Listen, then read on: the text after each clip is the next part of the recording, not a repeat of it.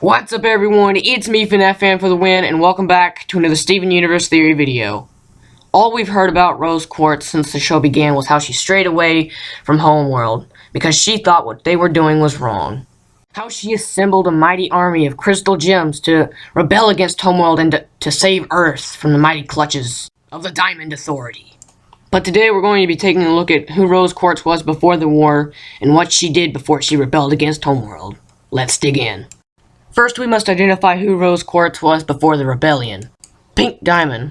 For those of you who haven't heard the Pink Diamond theory, I'll briefly explain it real quick.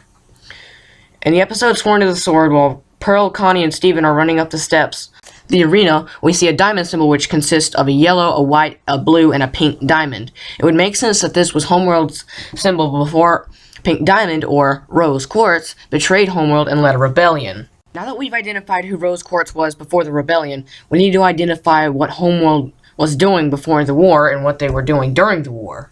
Some of you may recall my previous video being on the Homeworld colonies, where we discussed how Homeworld not only colonized planets, but drained them of their life by building kindergarten sites on them and planting gems into those planets' crust. Of course, these planets must have been left lifeless after so many gems had been planted into these planets. So if Homeworld was doing this before the war, then that must mean at one point Rose Quartz or Pink Diamond must have been okay with draining the life out of planets. When looking at the galaxy warp, you can see at least 15 or 16 other warp panels that lead to other planets beside the Homeworld warp and the Earth warp.